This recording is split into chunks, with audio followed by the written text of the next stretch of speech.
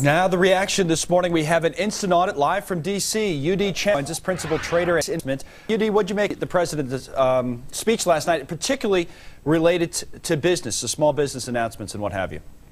Absolutely. I think on surface it sounds good, but don't forget, as us in Washington says, the devil's in the details. So how exactly is he going to implement that? But basically, to hear the fact that government wants to control spending and we need to create jobs and tax cuts, that is really good thing to come if he could actually implement it. Yu-Dee, we were talking about there's the big picture and then there's the little picture, maybe today's markets. Do you think anything's particularly important from that speech for today's investors when they hit the session this morning?